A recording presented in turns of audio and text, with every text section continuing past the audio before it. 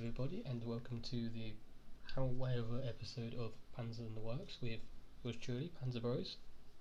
And me, Historic Hippos.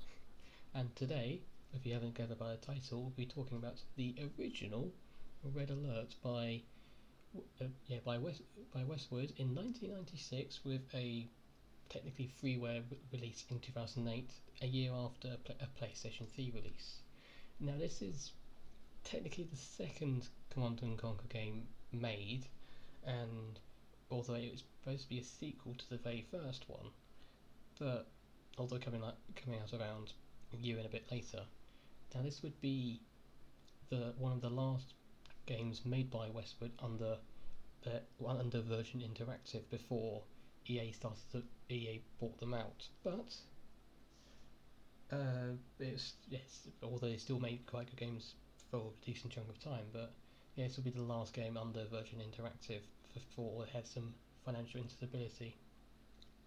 But how I would describe this game, it's a cult classic. It's even today there's quite a large player base still playing it. It's been modded and continuously modified, played, and whatever. Even today, when there's even new ones coming out as well.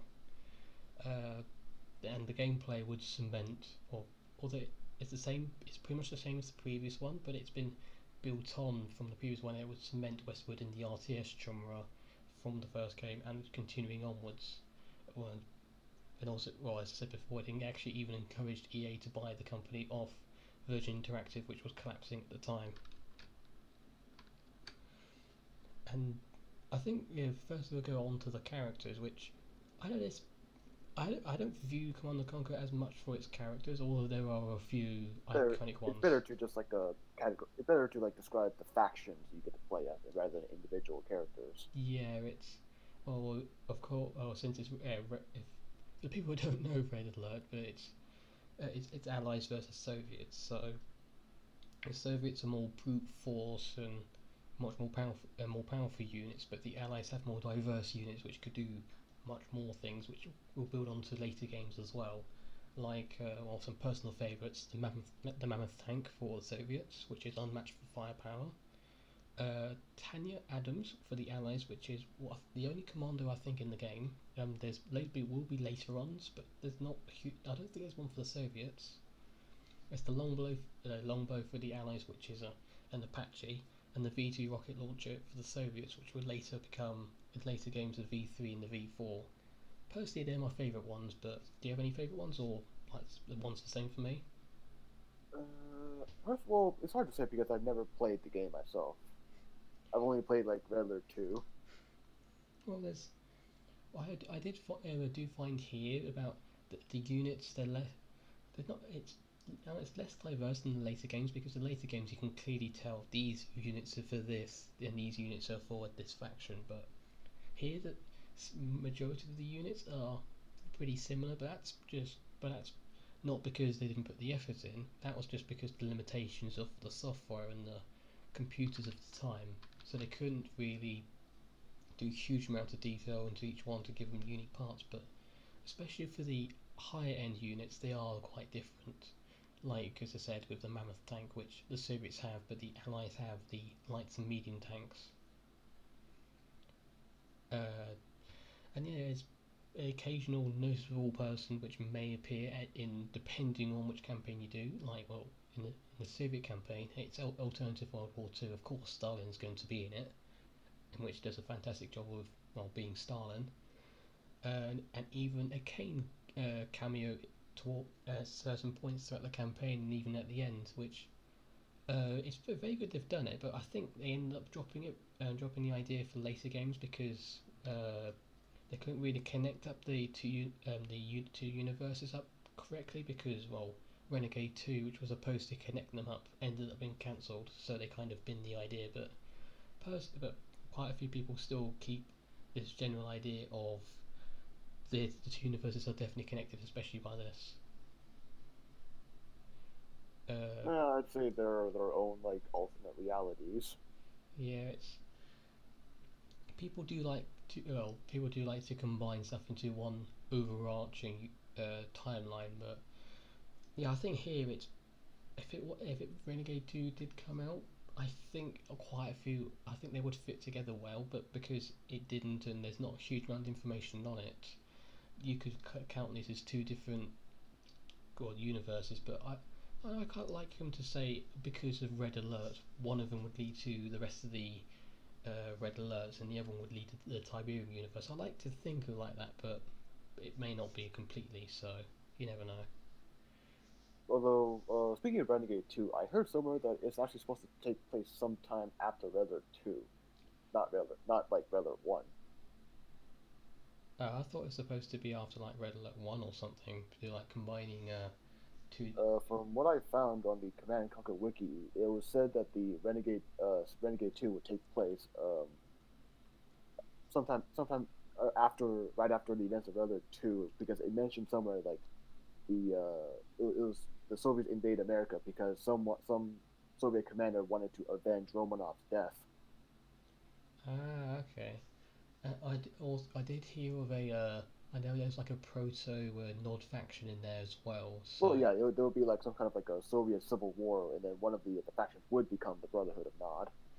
yeah. So in any case, this would or doesn't matter. But it would have been it could lead off to the Tiberium universe, but I know there's not big. Well, partly because that game was never made. There wasn't like a how wasn't a full-on connection between them, which is a shame. But it was because of reorganisation at the time, so it's a shame. But you never know. But yes,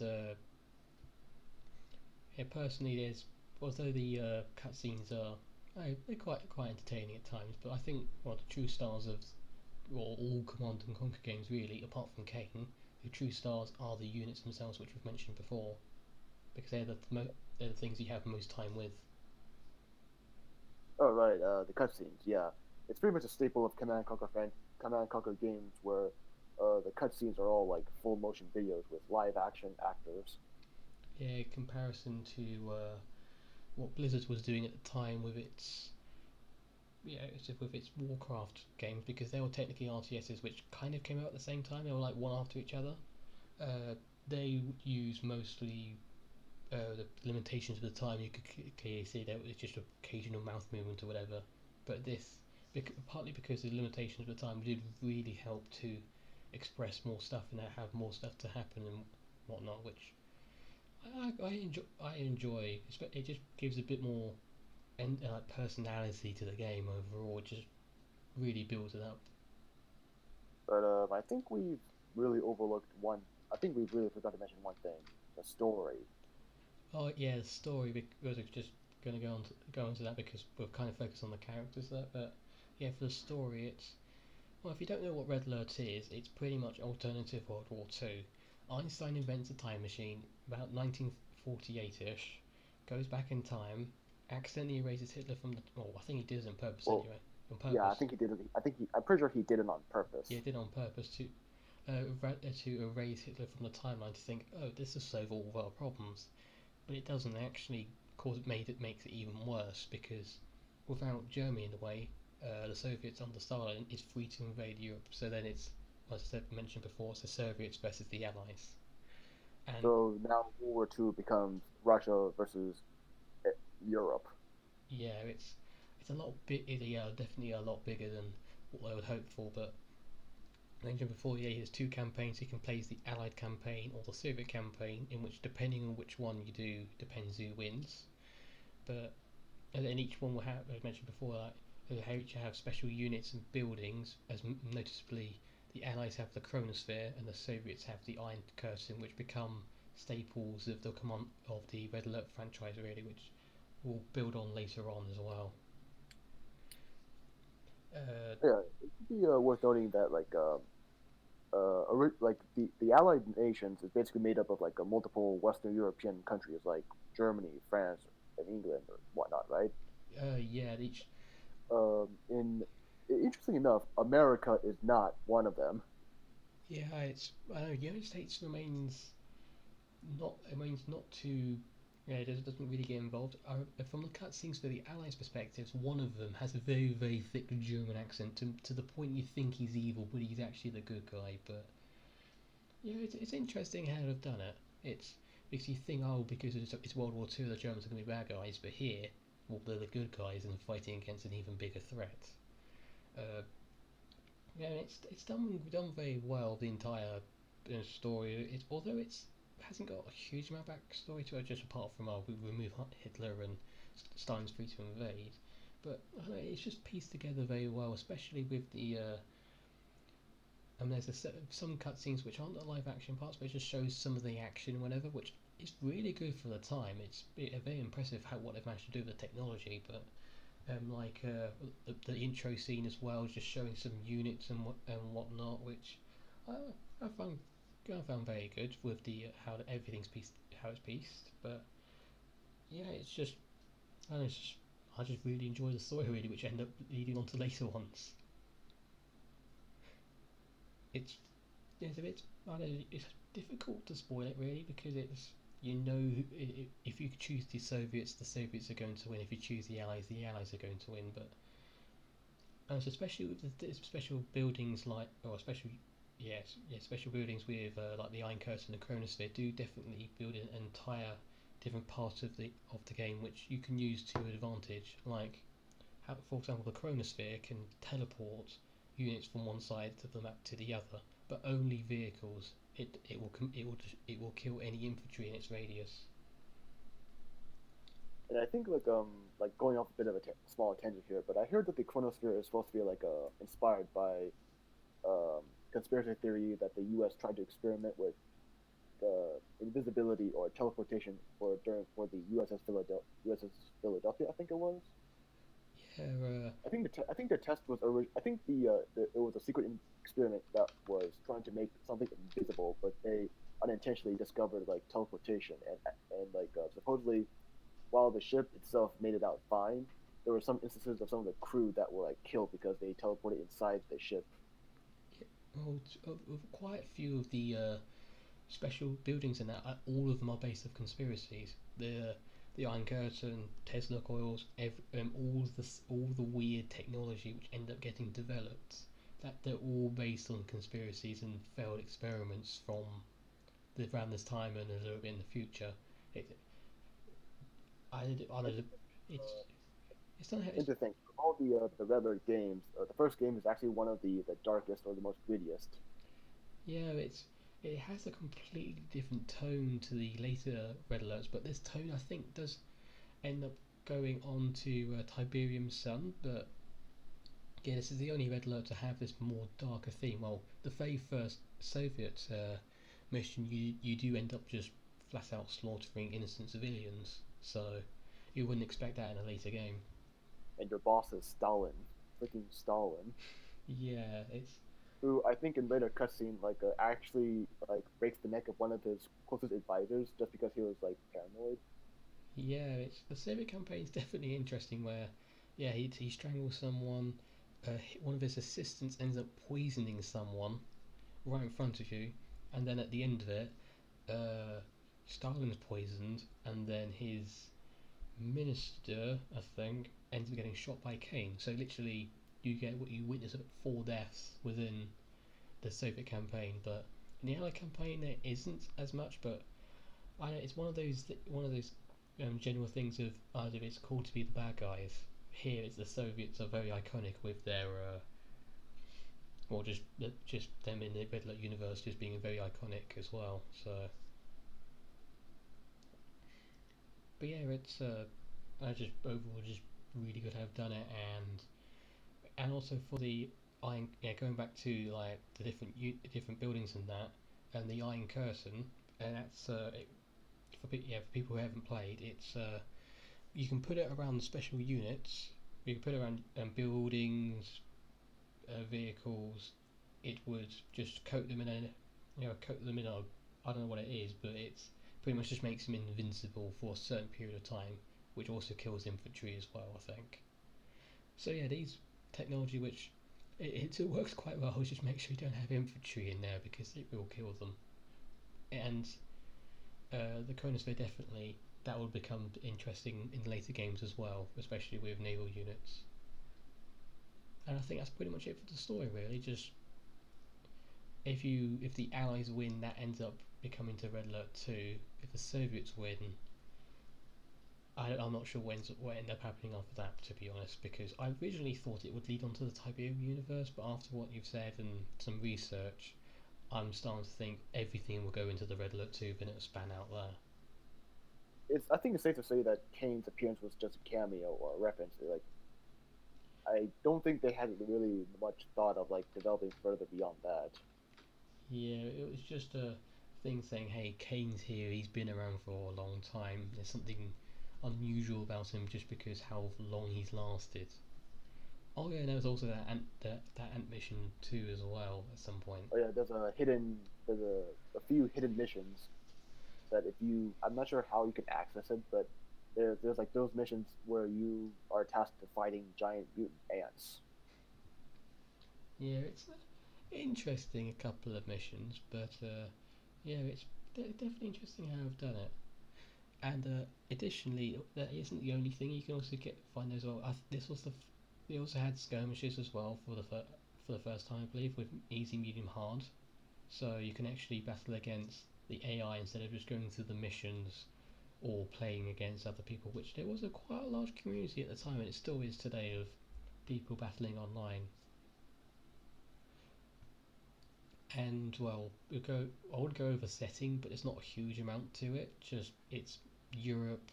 It looks exactly the same as it does in our timeline, but slight tweaks here and there, and just different units. And it's all 2D with sprites as well, which wouldn't be the last game to have 2D sprites in a Command and Conquer game, which would lead on in which Tiberium Sun would as well, and Red Alert 2. But after that, the 2D would end up going to the 3D. And also for each map, for each mission is completely different from the last one. Each one demands different strategy and different, slightly different units for different roles and whatever. So, and I think on that note, we can move on to the music, which, well, it's Command and Conquer. The soundtrack is amazing. Yes, the it's worth mentioning that the Red Alert introduced it gave birth to Hell March. Yeah, which is one of the, it's one of those things which is used beyond the boundary of the game, or yeah, boundary of the game, where people know the song, more likely the second or third one from montages, uh, like clips and whatever of other games, but they put the music onto it and they have no idea where it comes from, but it fits perfectly. It's it is the perfect music for a Soviet invasion, which has been I've even seen a couple on YouTube of like World in Conflict. They end up using that in one of the videos. A couple of hot flying stuff where the Soviets just blitz across all of Europe. They use the same music. It is really good, and would, although remain mostly similar in later ones, it would, yeah, although remaining quite similar for the later games, they would change it depending on just slightly do change it, depending on the game. Which, if some of them are more campy, some of them are more serious, but and I think it's actually like double the length of the rest of the Hell Marches, because there's an entire segment which is completely removed in the other ones. But overall, it's a just yeah just talk about Hell March as its own thing is enough to make the soundtrack brilliant. Really, which the rest of the soundtrack is still pretty good, although you don't notice it as much. And I don't know about you, but I think people will be more familiar with the soundtrack from the later Red Alert games. They probably won't remember the first Red Alert music as much. Yeah, which is a shame, but the music does get better from here, really, especially for Red Alert 2. That whole soundtrack, I think, is probably the most well known one out of the Command and Conquer ones, really. Yeah, I think really first Hell March is the most recognizable music for the first Red Alert game. Other soundtrack just I don't know. Are they do they have more of a techno feel compared to the other Red Alert games? Yeah, it has a lot more of a techno feel just because it's the 90s, really. As I mentioned before, like with the in Hellmarch, that entire segment, which will end up being removed in the later ones, quite a bit of it does sound like that section. So although is still the general themes which are common in the Red Alert games, that type of music is still present there, but it is a lot more of a techno feel compared to the compared to the later ones, just because well, it's the mid 90s. It's games, films, everything's just full of it. But yeah, it's a really good basis of the music would end up becoming even more popular and even more iconic. Uh, I think Oh no, and I think it's and before going on to improvements and that, I think it's worth to mention that it wasn't just Red Alert in terms of the game. There was expansions like Retaliation, Aftermath, and there's another one as well.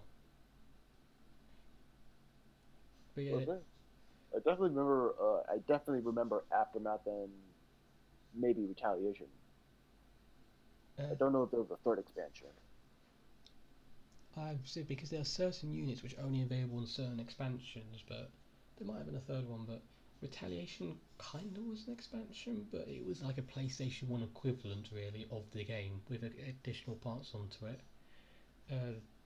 Aftermath, well, that's what it says on the tin, really, just the aftermath of this war. Yeah, just what they really did was just add more missions to it, more units, and and some improvements to certain units, maybe like increasing or decreasing health or damage or whatnot. But it was just and just improving it overall. If anyone in the audience happens to know what if there is a third expansion for the regular series, please leave it in the comments below. Of course, because if there was one, it's really annoying when it's called. But yes, it's just they would release quite a few for this one, which should just and become more of a staple of the Command and Conquer franchise as well, where they would release a game, but then they would release another one 6 months to a year later down the line, which would either improve the gameplay slightly, some balances, or instead of just adding more missions, some new units, which I think pretty much every single Command and Conquer game had at least had one, apart from Red Alert, which had two or three depending on.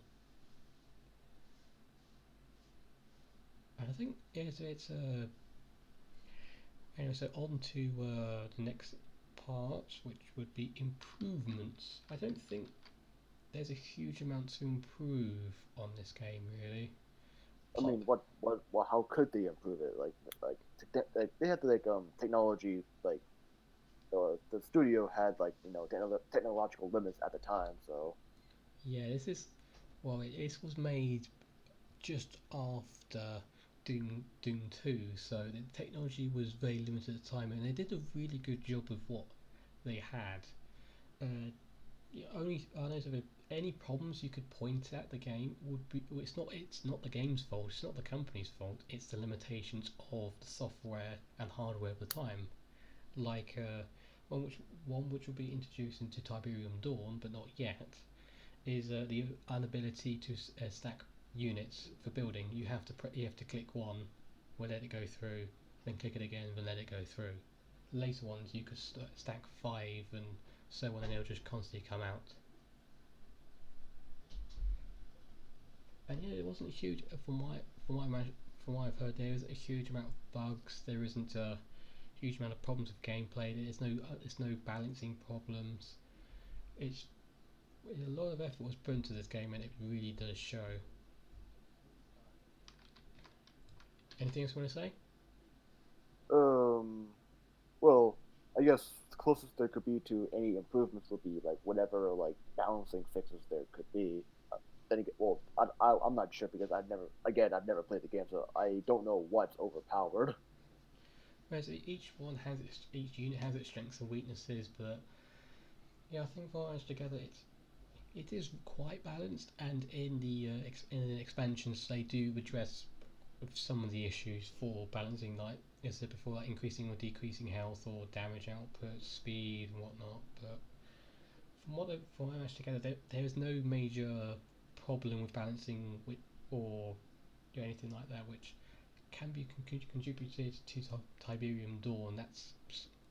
Did have some balancing problems, but that's for different reasons.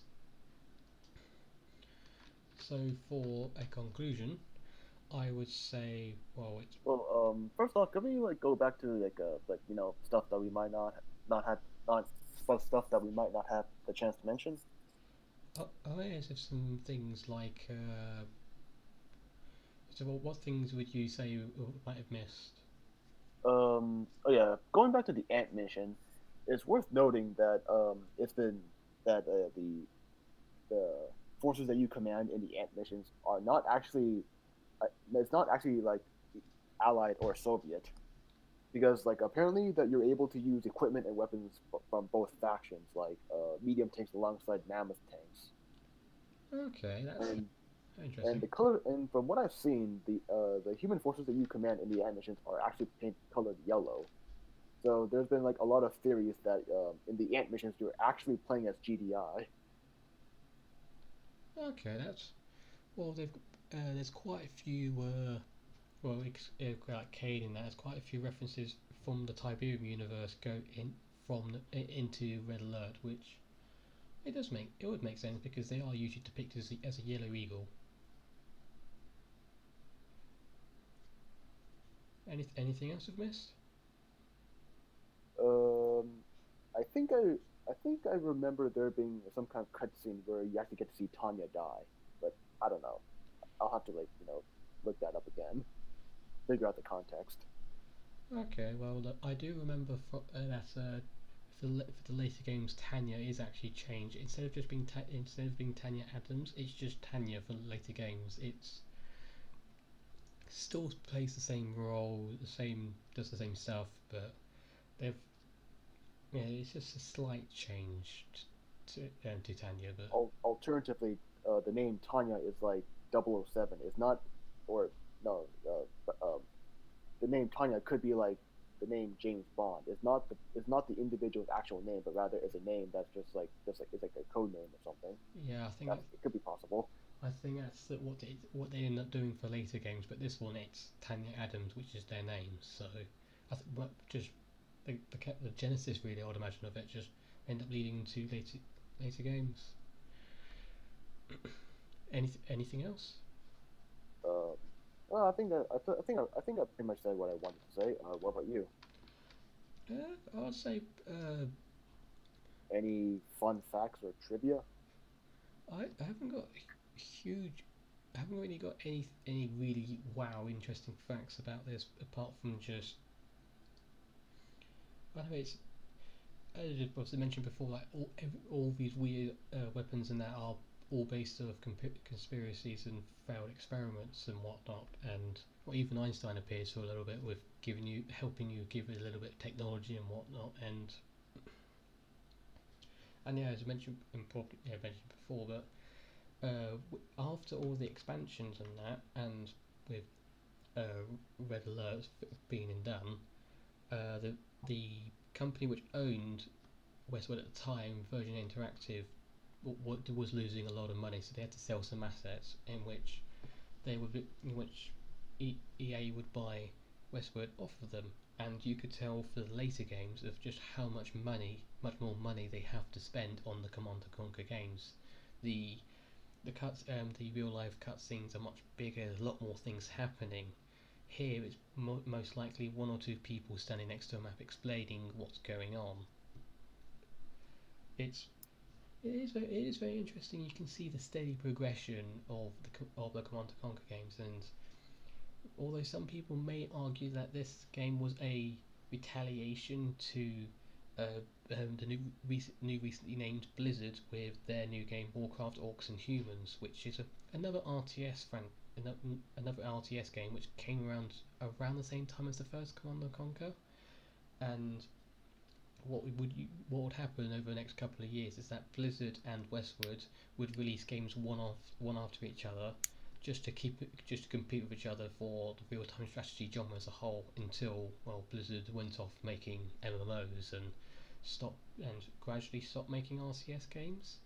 But there would other be like StarCraft as well, which would end up becoming in the RTS as well. Which well, also another reason why EA bought Westwood, because they saw what StarCraft did and it was amazing what they did, frankly. But so they brought out Command and Conquer to do a similar thing, which well it would do with later games as well, with these ones as well. So yeah, multiple reasons why Westwood would end up uh, leading down the fate it would end up having, which is a shame really. But it was the best option for it. It was either or it was either just let it shut down with Virgin Interactive, well, a decent chunk of it anyway, or get it onto EA and still manage to produce produce quite a few games for the next over 10 years really. It is, yeah. So it is a shame about the company, but wow, they did make some good games, and this is up there in one of the best games. But yes, as a conclusion, I would say, well, it's now free to play on. If you go on CNC Net, I do believe you can download it for free and play it. I'm just not sure if it will actually work because, well, Windows 10. Well, yeah, and definitely, well, as games are called classic, as mentioned right at the beginning, it's still being played. People still modding it. It is one of the well, there's few games which you could point to that and say yes, that ends up inspiring quite a bit, from music to well, having the Soviets as a massive. Although some games before did have Soviets as the bad guys, I think this is like one of the earlier ones which had the Soviets as a main enemy in a proper game which you could command, shoot, or whatever. So and well, it was the second Command and Conquer game, which helps us continue the franchise with good games in the next 10 years, going back and forth from the Tiberium universe to the Red Alert universe and the Generals universe as well. Uh, and personally, I hope for a re-release with updated graphics for today, but don't change anything else. Just update the graphics. That's all I hope for. Just these early Command and Conquer games, especially like ones like this, update the graphics and re-release it. That's all I hope for. Anything else you want to say? Uh, no, not much. I mean, like if you're a fan of like if you're a big fan of the Command and Conquer franchise, I think this might be worth checking out. But if you're willing to like get over the '90s style graphics and user interface, And the general problems of trying to get older game to work on a newer PC. But oh saying yeah, that too. although saying that, I did manage to get Doom and Doom 2 working on my PC, which does have Windows 10. So if I can do it, other people can do it. And I think that pretty much wraps it up. If you haven't played it as pretty much I've said every single one of these. But it's well, it's a game which I'll say it's a game like no other. But there's Red Alert 2 and arguably Red Alert 3, but that's a whole other story. So anyway, I think that yeah wraps it up. I have been Panzer, And I'm Historic Hippos. and thank you for watching slash listening to this podcast. Any recommendations for later ones, please put down in the comments. And until next time, goodbye.